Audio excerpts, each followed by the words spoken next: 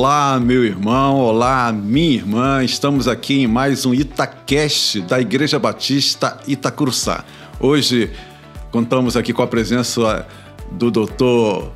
André Simão e também, mais uma vez, aqui com o pastor Israel Belo de Azevedo, que é o titular da nossa igreja. E vamos ter aqui um tema muito atual sobre os refugiados, os desafios que essa situação traz para a gente, e também a missão, Qual a nossa missão diante desse contexto? Pastor Israel. Eu estou muito empolgado com essa possibilidade, porque na Bíblia a gente encontra 3 tipos de pessoas em situação de vulnerabilidade: as viúvas, os órfãos e os refugiados, ou imigrantes ou estrangeiros. São sempre essas 3 categorias. E nós temos falado muito pouco desses refugiados que estão presentes no Antigo Testamento e no Novo Testamento. E você é alguém que tem dedicado parte da sua vida, do seu conhecimento a esse tema. Como é que você chegou a esse assunto? Você que é um advogado do seu escritório, como é que isso chegou à sua vida, André? Pois é, meu dia a dia é outro, Eu sou advogado na área tributária aqui, mas esse sentimento de fazer alguma diferença e justiça, se envolver com justiça e evangelho, gerando uma diferença na sociedade, sempre foi presente. Foi tema aí de conversas nossas há 20 anos atrás, Então, resumindo a história, já tem aí um pouco mais de 10 anos, eu me envolvi com a Aliança Batista Mundial nessa parte de direitos humanos. Então, eu atuo lá nessa área.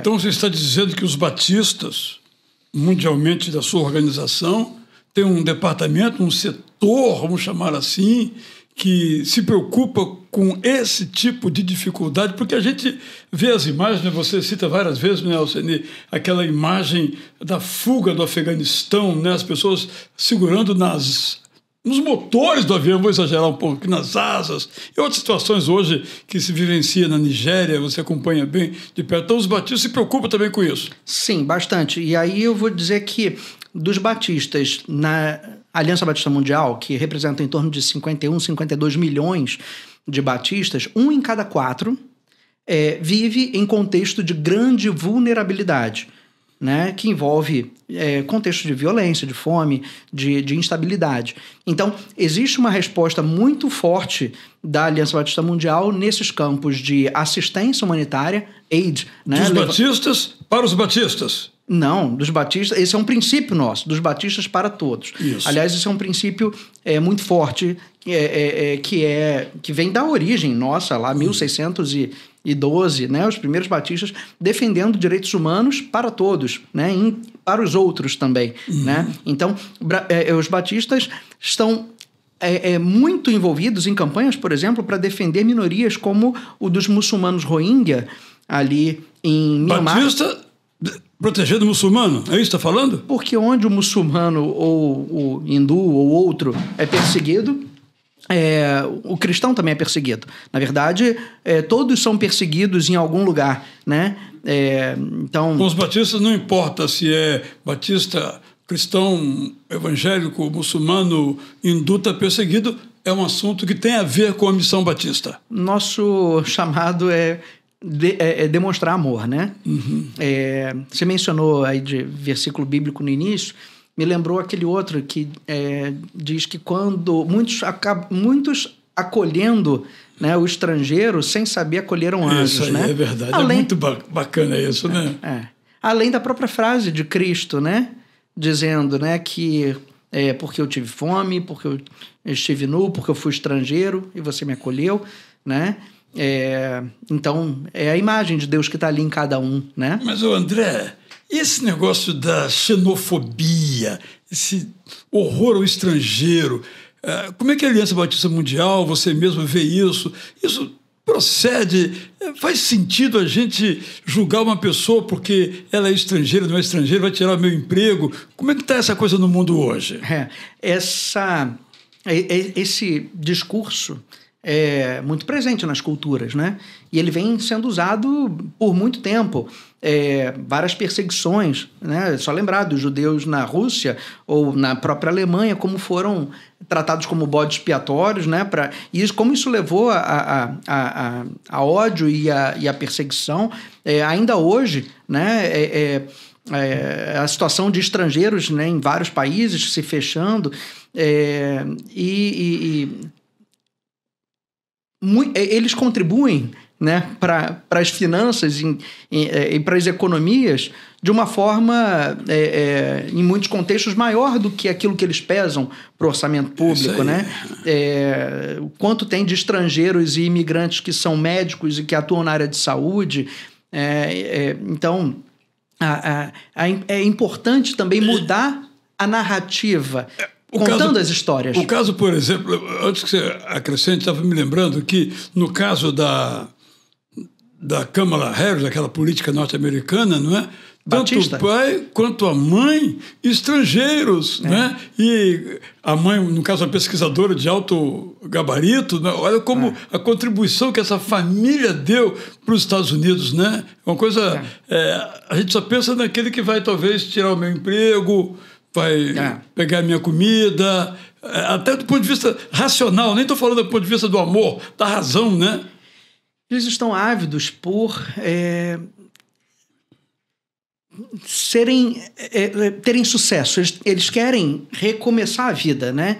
Então, vem junto também com essa força e com essa esperança e com a necessidade de sobrevivência.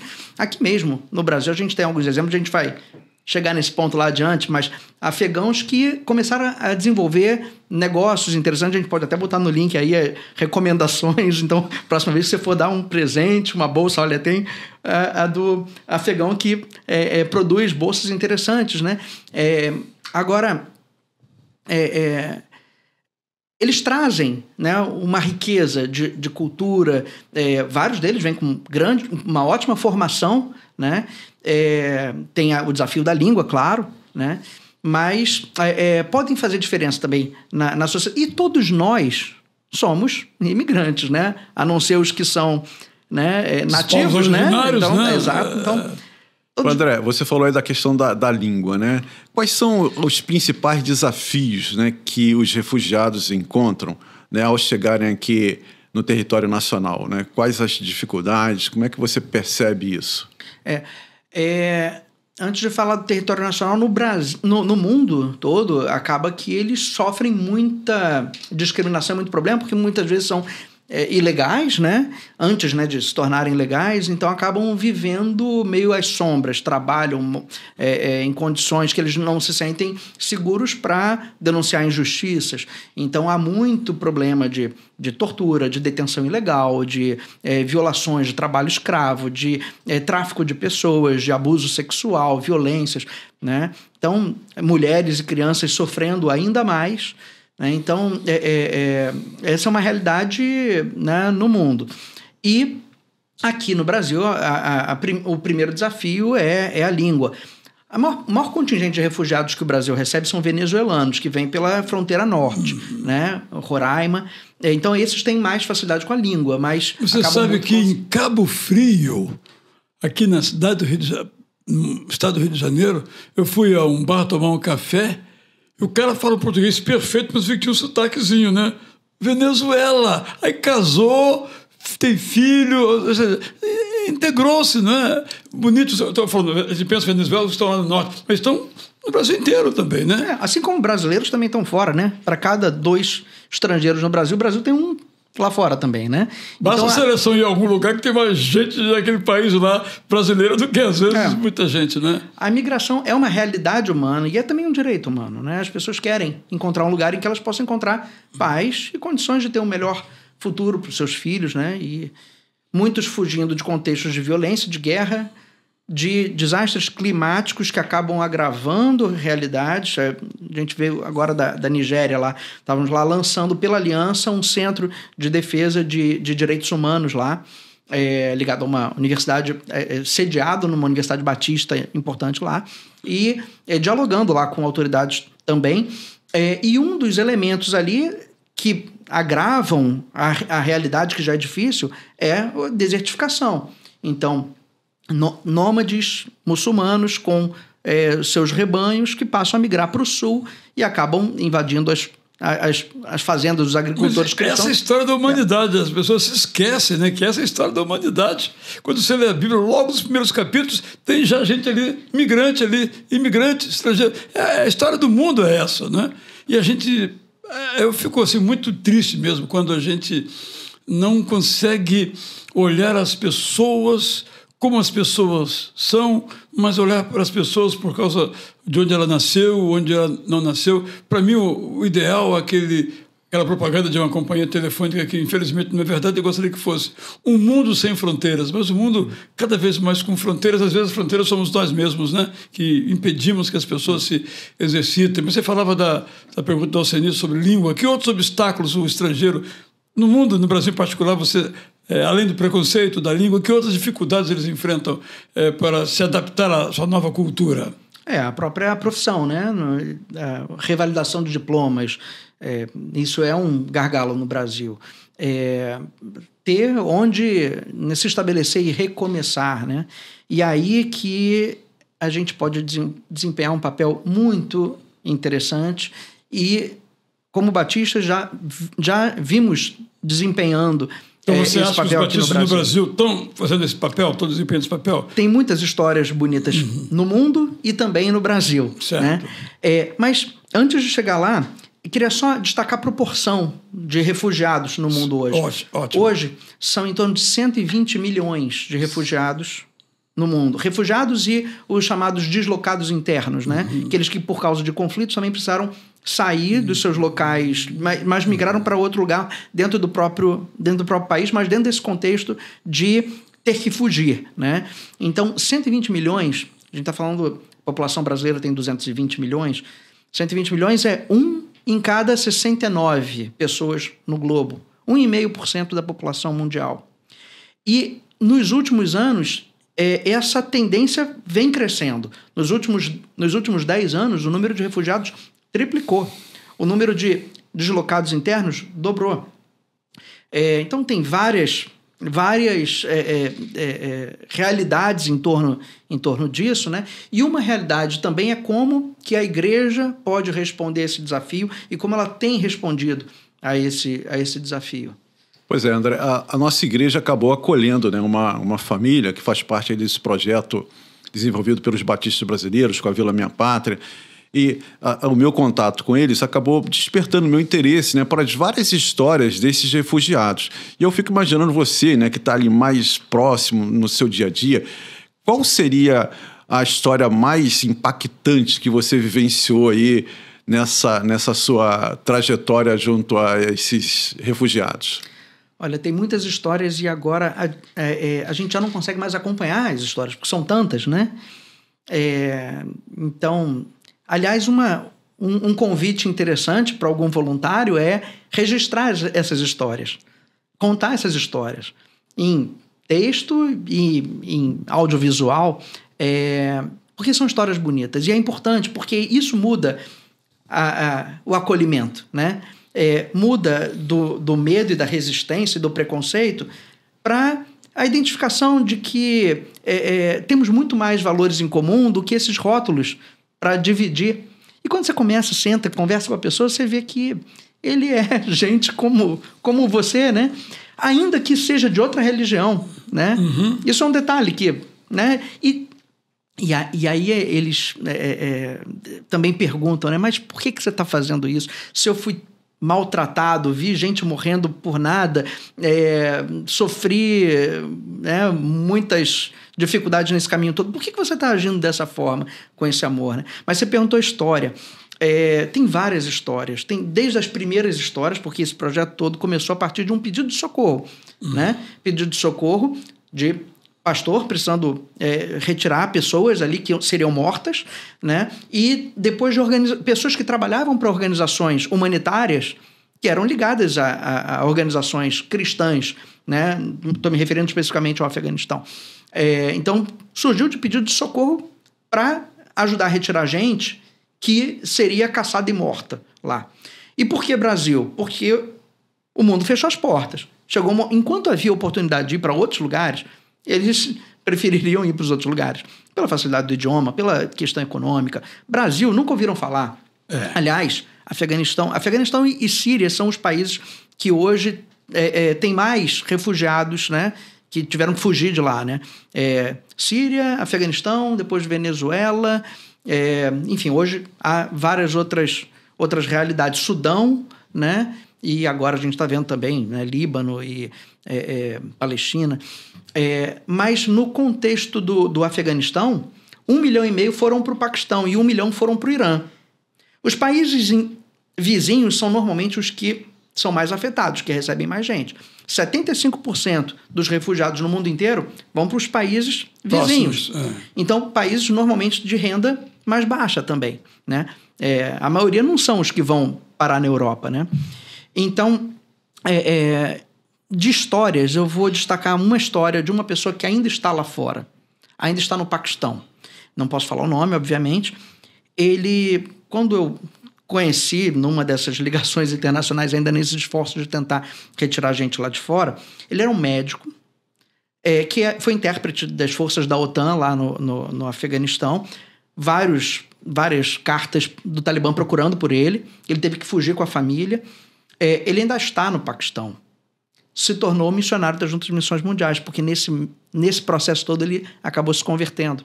E o maior desejo dele, porque ali ele ainda está numa situação de insegurança, é poder ter uma oportunidade de vir, a preferência dele é para o Brasil, para poder, inclusive, receber treinamento teológico e missiológico, porque o desejo dele, e ele já está fazendo isso, já está evangelizando muita gente, e por isso mesmo sofrendo dificuldades. Essa é uma história muito bonita. Você pediu para contar uma história, tem muitas histórias, né? Hoje mesmo a gente recebeu a notícia de um afegão aqui, que passou pela Vila Minha Pátria e que está num clube de futebol, né? Jogador de futebol, contou a história dele toda. E a mídia quer mostrar essas histórias bonitas, né? Era uma notícia no Globo Esporte, mas a gente já tem visto muito dessas notícias, né? Aliás, eu posso perguntar para vocês, né? Porque aqui eu estou diante dos dois avós, né? Então, eu até queria, Alcani, pensando aqui na palavra do André e também no interesse de nosso participante aqui do nosso Itacast, como é que tem sido, assim, claro que resumidamente, nossa experiência recebendo uma família afegã? O que é que nós fizemos e o que tem acontecido? O que isso tem inspirado você? Jael, tem sido um privilégio, né, para mim e para Ione, né, ter esse convívio, né, com a família. Isso mudou assim completamente a nossa perspectiva, aquela ideia que você sempre falou, né, e que a gente vê na Bíblia, né? O pouco que você faz, às vezes representa tanto na vida da pessoa e às vezes a gente perde a oportunidade. E receber essa família tem sido assim algo formidável. A gente vê o desenvolvimento das crianças, né? Chegaram com dificuldade de falar a língua, agora já falando fluentemente, né, a língua portuguesa, já se interagindo com os coleguinhas, criando ramificações, né? A Fátima também já começando a costurar, a ter uma certa independência. Já hoje mesmo ela ligou para a Ione, estava dentro de um Uber, né? Aí a Ione falou, tá pegando o Uber já sozinha, foi fazer entrega. Então, esse desenvolvimento, e você vê que... E você ganhou uma neta, é isso? Conta essa história aí. Nós ganhamos, né? Nós ganhamos uma neto, e tem sido muito bom. E a gente vê, assim, perceber que a igreja, né, a Igreja Batista Curuçá, com essa visão liderada aí por você, né, ser esse canal de bênção para essa família, porque o André tem convivido com isso. Eu fico só imaginando, André, aqueles refugiados que chegam ali em Guarulhos, cara, e ficam ali naquele saguão, sabe, dormindo ali. E, cara, eu fico me imaginando no lugar deles, né? Como é que chegar num país que você não sabe nada da língua, não tem nenhum parente, não tem nenhuma perspectiva, e você fica ali, o que vai ser da minha vida agora? Eu fugi, mas e agora? E aí, muitos estão tendo uma nova perspectiva de vida através desse projeto da Vila Minha Pátria que os batistas criaram, né? Deixa eu aproveitar o fato de você ter falado do aeroporto, para daí puxar uma outra coisa, que é a possibilidade do patrocínio comunitário, que é um novo caminho que está agora ganhando corpo na legislação brasileira, né? Para visto humanitário. O Brasil, como rota, no caso dos afegãos, ele tinha uma grande vantagem e uma grande limitação, comparando com as outras oportunidades no mundo. Alguns países, Canadá, Alemanha, outros, Estados Unidos, ofereceram um caminho ali que tinham determinadas vagas e davam mais condições até oferecidas pelo governo para que essas pessoas pudessem ser recebidas lá. O Brasil não oferecia esse recurso local onde a pessoa ficar, embora eu precise destacar aqui que o Brasil oferece o SUS, o Bolsa Família, né? Toda a rede de proteção social que existe para os brasileiros também está ali para qualquer cidadão. Sem discriminação. Então, SUS, escola pública, né? Bolsa Família, isso faz uma diferença, né? Especialmente o SUS, né? Mas o Brasil não tinha esse aparato todo de acolhimento, mas, por outro lado, o Brasil manteve a porta aberta. Uhum. Então, chegou um momento em que os outros países tinham fechado a porta. Uhum. E o Brasil era a única esperança. Então, houve uma corrida para pedir esses vistos humanitários. Muita gente... foram mais de 10 mil vistos concedidos. Isso não significa que 10 mil chegaram aqui. Uhum. Chegaram talvez 6 mil, mas uma boa parte disso também saiu do Brasil, por várias razões. É uma outra conversa.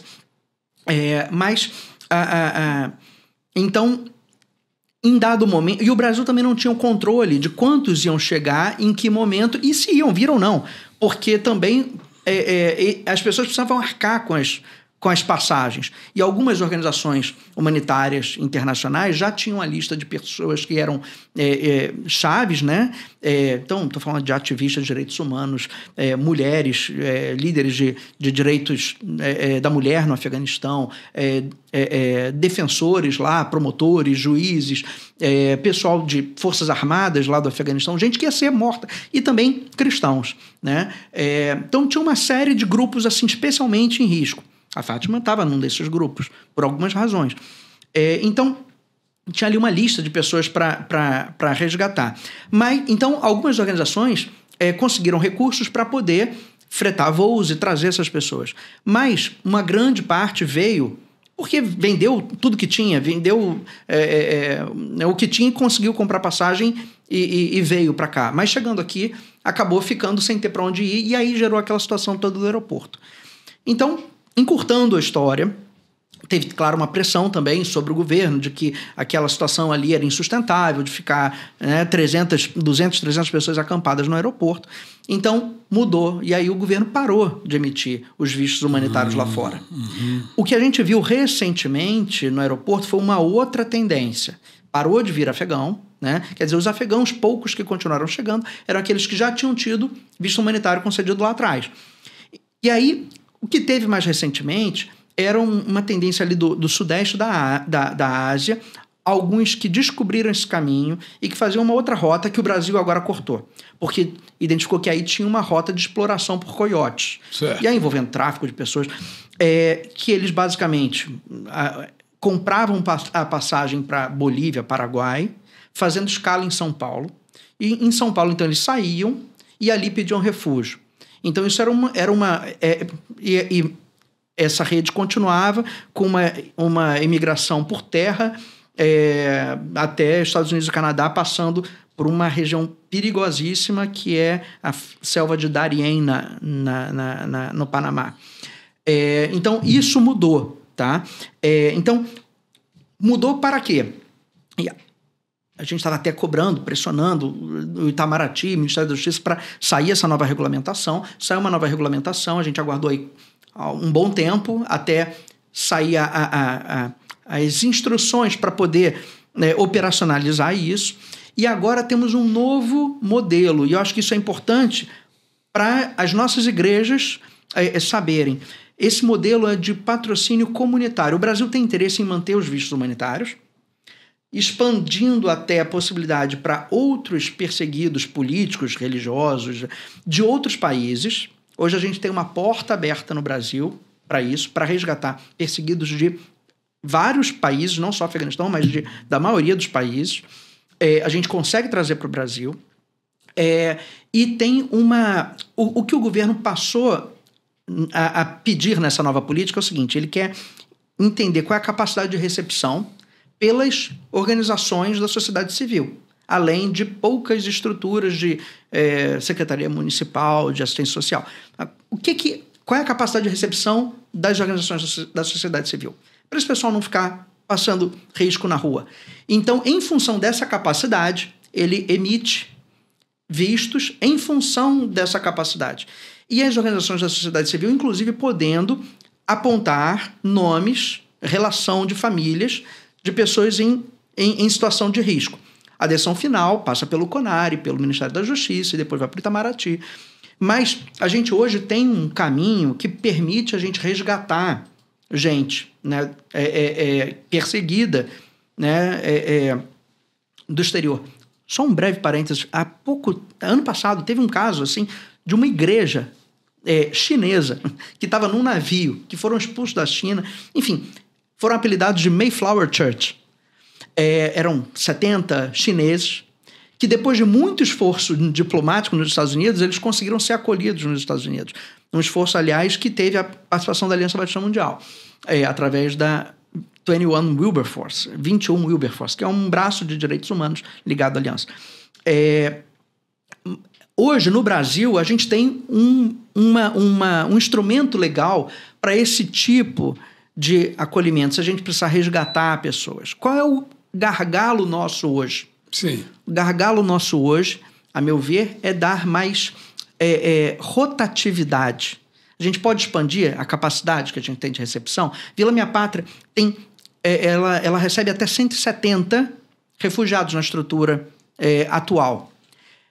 Mas a gente pode dar mais velocidade a essa rotatividade, isso é um interesse. E para isso a gente precisa de igrejas que acolham essas famílias. Então, existem possibilidades de apoio a essas igrejas para que acolham. Alguma igreja que esteja aqui agora conosco, como é que ela faz? Eu quero apoiar, eu sei que Itacuruçá fez isso e várias outras igrejas fizeram isso. Eu também quero participar disso. Tem que fazer o quê? Qual é o caminho? Procura a Junta de Missões Nacionais. Certo. Fala lá com a Fabíola, com a Jennifer, com o Fernando Brandão. E certamente eles vão ter maior alegria de mostrar o projeto. Vá visitar a Vila Minha Pátria. Mas aí eu pergunto uma coisa que a igreja que faz esse acolhimento aí comunitário ganha? Jael, primeiro, eu acho que a igreja que faz isso está cumprindo com os ensinos ali de Jesus, né? Conforme o André citou aqui logo no início, né? Jesus é esse exemplo de acolhimento, de estar sempre buscando ali. E essa coisa que parece assim meio irracional, né? Melhor é dar do que receber. Mas é verdade, né? Isso se evidencia, sabe, Jael? A ideia é um privilégio pra gente. Cara, né? é algo assim impressionante. Eu tenho tido essa oportunidade, né? Quando a gente vai lá na Amazônia, lá tem contato lá com os ribeirinhos que, por sinal, estão sofrendo muito agora nesse período, né, de seca ali naquela região. Hoje, inimaginável, né? Seca no Amazonas, pois né? Pois os rios tudo baixando, né? E também agora com essa questão da família aqui em nossa igreja, ter esse contato. E você vê, né, isso ali na Bíblia, a gente poder, né, dar um pouquinho e ver a diferença que isso faz na vida das pessoas, não tem preço. Então eu penso que uma igreja, e o envolvimento, né, você vê que o envolvimento da igreja também. A gente tem aqui várias famílias que estão envolvidas, não é só a família do Jael, a família do Alceni, não. São várias famílias. Esse domingo agora mesmo, a Samira foi lá com a coleguinha para casa dela de uma irmã, que pegou e levou. Os meninos foram lá para Maricá, lá com a outra família. Quer dizer, é a igreja também se envolvendo, né? Nós temos um irmão na igreja que todos os dias pega essas crianças, que no nosso caso são 4, e leva para a escola. E uma vez que ele não pôde, eu fui substituí-lo. Mas uma única vez que ele teve que viajar como advogado como você. Então isso, por que leva a pessoa a fazer isso? Eu acho que isso aí é um ponto assim alto do entendimento que é a fé cristã. Como diz o Tiago, né? Ela se mostra no amor, né? Porque uma fé que não chega ao amor não é fé. E uma coisa vai chamando a outra, né, André? Tu vê esse irmão mesmo, que é o Beto, né? ele começou com essa questão da nossa família e ele foi esse também facilitador desse menino que hoje está lá treinando lá em Niterói. Eu arriscaria dizer o seguinte, que essas pessoas não decidem fazer isso. Elas se envolvem com uma necessidade pontual, primeira. E aquilo vai dando prazer e significado e sentido. Eu estava conversando há pouco tempo com uma profissional que estava falando disso, de busca de sentido, né? Que é uma demanda muito da nova geração, mas não é só da nova geração, né? Mas quando começa a responder essas questões, ele fala, puxa, que legal. E aí vai fazer mais. Eu lembro, eu estava um outro dia na PIB da Penha, de São Paulo, uma igreja que se envolveu muito com esse projeto. E no final do culto, uma senhora vem falar comigo, dizendo o seguinte, olha, eu sou do grupo de terça ou quarta-feira. E aí, ela toda semana, ela vai com um grupo da igreja para lá e ela fala, a cozinha na Vila Minha Pátria é por nossa conta, a gente conduz. E ela tinha vendido o carro dela e trocado por uma Kombi para poder. Imagina alguém que troca o seu carro por uma Kombi. E a vida dessa pessoa é outra, para melhor, nesse sentido, o significado. A gente falou que Vila Minha Pátria, mas é bom só dizer onde é que fica essa Vila Minha Pátria, Senir? Bairro da Penha, Vila Minha Pátria, pertinho ali, dá uma... É lá em Morungaba. Eu queria, inclusive, ouvir um pouquinho do André, já, porque essa história, você conhece, a gente conhece assim um pouco, mas eu acho que o André conhece um pouco mais profundamente, né? Toda essa história desse empresário, né, que cedeu ali para a Junta de Missões Nacionais esse complexo e hoje tem sido uma bênção, né, acolhendo ali não somente afegãos, mas agora também pessoal que vem lá dos palestinos, né, da faixa de Gaza, né, André? A Morungaba fica a 50 minutos, mais ou menos, de Campinas, ali entre Campinas, Atibaia, Jundiaí, naquele meio ali daquela região, que é uma região que também foi pensada em função da possibilidade de integrar o pessoal ao mercado de trabalho, então já tem gente trabalhando ali naquela região, né? Eu mesmo fui numa casa lá, da pessoa que começou pela Vila Minha Pátria e arrumou trabalho na própria Morungaba, que é uma cidade pequena, mas arrumou trabalho... E vida que segue, não é? Sim, tem outros empregados em várias outras cidades pelo país, já estão espalhados aí. E eu vou reforçar, para resgatar mais gente que está esperando e precisando ser resgatada. A gente precisa. O rodízio, tem que chegar e sair, né, da Vila Minha Pátria. Igrejas que abracem mais famílias, né? Para dar essa rotatividade, a gente vai poder socorrer, resgatar mais gente, né, que está aguardando por essa possibilidade. Ainda tem pessoas no Afeganistão esperando para sair? Sim. Temos listas de pessoas ainda que temem serem encontradas e mortas. Né? Algumas estão no Paquistão, no Irã, mas ainda se escondendo. Né? Então... eu sei que eu não respondi a sua pergunta do Gilmar. É muita coisa. Mas eu vou dizer o seguinte, que ele construiu aquele espaço pensando em ser um lugar de retiro para igrejas, e ele se vê extremamente realizado em ver o fruto que está acontecendo ali, de vidas sendo transformadas. Porque você tem a ótica da pessoa, né, que encontra esperança, alegria, paz, né, refúgio. Você tem a ótica da igreja, que se vê útil, tem a sua visão missionária expandida. Tem a ótica dos voluntários, dos jovens. Quando a minha filha for adolescente, um pouquinho mais, eu vou mandar ela um tempinho lá para conviver. Então, a pessoa vai ali a uma hora e meia de São Paulo e tem uma experiência de vivência de missões transculturais. É um projeto humanitário, não é um projeto para evangelizar e converter as pessoas. É um projeto humanitário por si só, mas que, claro, no Brasil a gente tem liberdade também, né? Então, as pessoas veem esse amor e perguntam naturalmente. Então, acontece também delas serem expostas ali ao que é, né? A fé cristã e o amor, né? Agora, pessoas que vão lá como voluntários, né? Uma dentista que foi lá visitar o projeto, resolveu fechar o consultório dela e se tornou missionária lá em tempo integral, cuidando das crianças. Há muitas possibilidades de envolvimento do jovem, o jovem que pode ir para lá, até como treinamento missionário transcultural, né, no Radical, projeto Radical da Junta de Missões Nacionais, ou também como projetos de mais curto prazo, como voluntários. E voltam com testemunhos lindos de como aquilo impactou e transforma a pessoa e a visão da pessoa.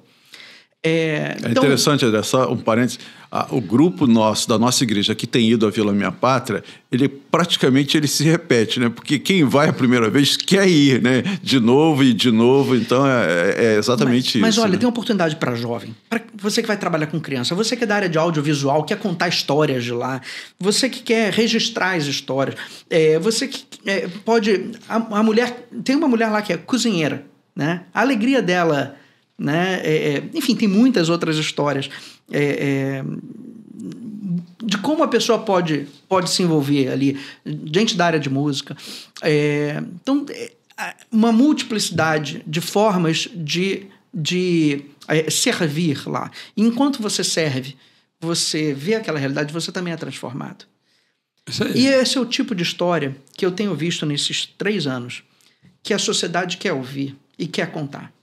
Várias vezes a imprensa quis fazer reportagem lá. E até a organização tem procurado ser discreta, né? E evitar muita publicidade, até para proteger o pessoal lá. Mas é o tipo de história que empresas,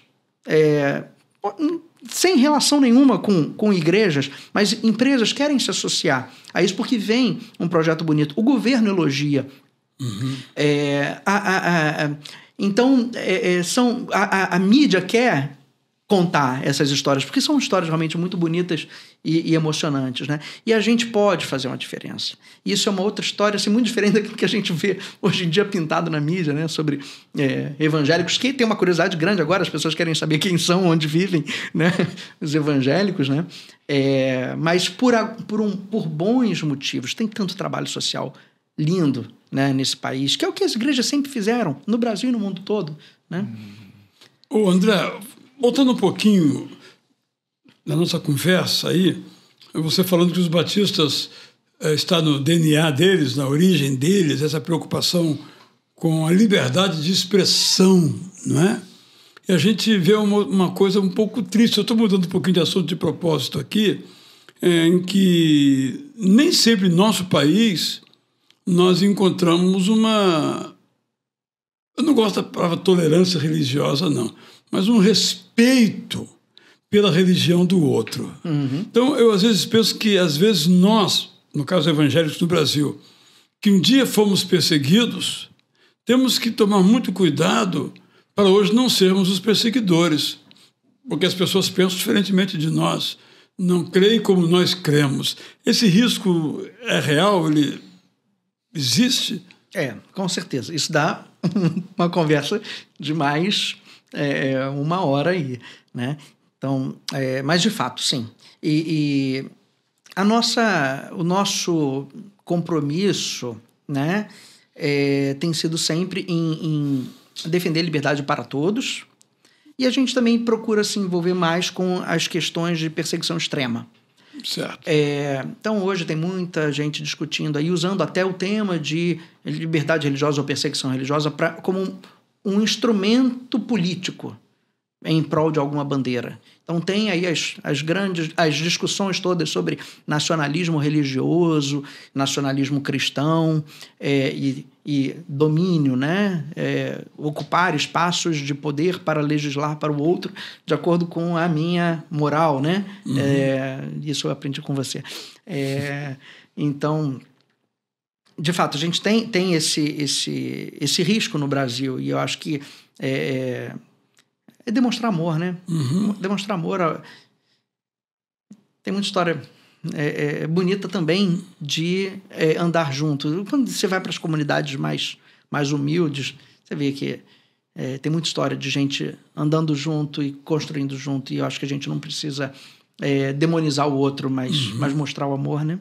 Ô André, você acha que o ser voluntário, o voluntariado, está aumentando ou está diminuindo no mundo e no Brasil?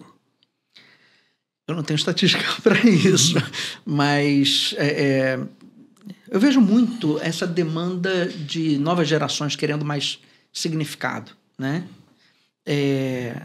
Não só sucesso profissional, mas eu quero participar de alguma coisa que eu veja sentido, que eu veja uma transformação, né? Seu próprio caso, sua própria história, né? Mas parece que isso é uma tendência muito grande das novas gerações também, né? E tem muita gente se envolvendo em projetos legais, né?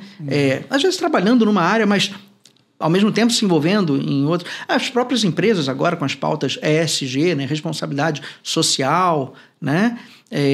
Então, e quando a gente se envolve nisso, a gente é transformado.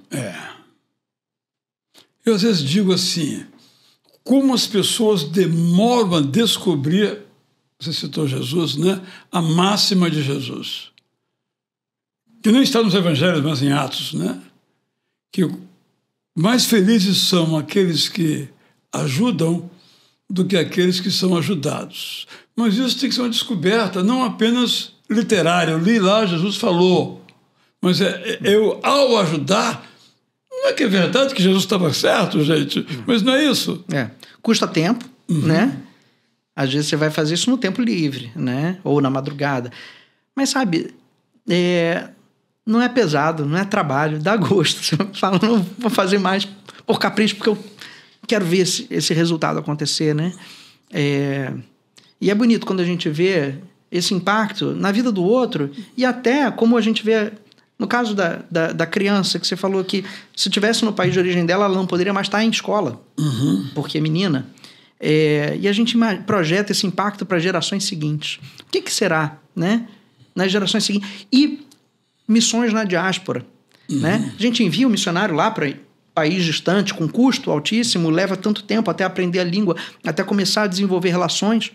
E quando a gente acolhe aqui, num projeto desses, eles estão lá todo dia tomando café, almoçando, né, jantando, se leva para escola, se leva para o hospital. Já nasceram 16 crianças afegãs brasileiras lá na vila, né? Até onde eu sei, pode ter até um pouquinho mais, mas pelo menos 16. Pelo menos eu sei. 16 brasileiras, afegãs brasileiras. Então, quando... um novo mundo, na verdade. Estamos falando de um novo mundo, né? Em que os pais são refugiados, mas ela não é refugiada, ela é brasileira. E um ano depois o pai pode pedir a nacionalidade brasileira, nesse caso. Então, quando você imagina o reflexo disso nas gerações seguintes e missões na diáspora, né? Então, você está ali convivendo com essas pessoas. Nem todas vão ficar aqui. A igreja pode adotar uma família e, de repente, essa família pode decidir, de repente, ir para um outro lugar. Porque uma coisa muito clara é o seguinte, nós não somos donos da família. Ela faz suas escolhas e toma suas decisões. Acontece de ter também frustrações nesse caminho, porque as pessoas projetam futuros. Mas, nesse ponto, eu acho que cada um traz uma pecinha no quebra-cabeças.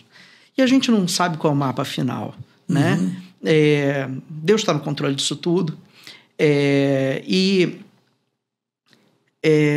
eu lembro daquele versículo em que um planta, outro rega, outro colhe, e a gente quer colher, né? E a gente... Eu menciono nesses casos que a pessoa falou, poxa, mas ele decidiu ir embora. Continue regando o próximo. E nesse caminho todo, a gente vai espalhando, né? Cada um fazendo a sua parte, né, André? Agora, André, eu te fiz uma pergunta sobre uma história que tivesse te impactado, né? E a ideia seria algo positivo, mas negativamente, porque eu imagino que você também tenha tido, você usou aí a palavra frustração, nessas tentativas, por exemplo, eu fico imaginando alguém que estivesse lá passando uma necessidade muito grande, precisava de vir aqui para o Brasil e você tentou e a coisa não aconteceu. Tem alguma coisa que te marcou assim nesse processo? Eu não pinto tanto como negativo. Tem alguns casos que, quando ele ainda não aconteceu, eu estou entendendo como ainda não, né? Ainda está no processo, né? Teve caso de rapaz que estava preso na Turquia. E aí a gente articulou lá com uma advogada na Turquia, que também atua na mesma comissão lá na Aliança Batista Mundial, na nossa comissão lá de liberdade religiosa. E a gente conseguiu retirar ele da detenção, conseguimos ganhar tempo ali para ele não ser deportado de volta para o Afeganistão. No final das contas, conseguimos, depois de algum tempo, trazer ele para o Brasil, com visto para o Brasil. Esse rapaz especificamente, depois foi para os Estados Unidos com visto legal para ir para os Estados Unidos, foi aéreo, porque 2 irmãos dele já estavam lá. Então era uma articulação com gente, né, batistas nos Estados Unidos, aqui na Turquia, para poder conseguir resolver a situação do rapaz. Saiu da prisão e hoje vive lá bem com os irmãos. Então tem alguma frustração, que eu diria, desses casos em que a gente às vezes sonhava com um desfecho, porque a gente imaginava, ele aqui poderia estar bem no Brasil, integrado, ia ter tais oportunidades de trabalho. A gente imagina algumas oportunidades, e de repente essa pessoa, por vários contextos, porque precisa mandar dinheiro de volta para o restante da família que ficou lá, ou porque o homem da família decidiu imigrar para outro lugar, e a gente fala, puxa, podia estar melhor aqui, né? Mas, assim, continuar semeando, continuar plantando, né? Exercendo amor, não é? Que nunca é teórico, mas prático. Terminamos, Alcine. Não tem mais jeito, temos que parar. É verdade, pastor Israel. André, você ainda tem uma última mensagem? Antes de terminar, tem 2 coisas que eu preciso dizer. Batistas estão envolvidos com o trabalho de socorro a refugiados no mundo inteiro. Certo. Então, você pode apoiar esses trabalhos, né? Pode apoiar financeiramente, o que é extremamente importante, necessário. Pode, inclusive, visitar e servir lá. Então, procura a Junta de Missões Mundiais. Atua em vários desses projetos. Agora, especificamente no Líbano, que é um assunto desse momento, né, tem um trabalho social maravilhoso realizado pelos batistas lá.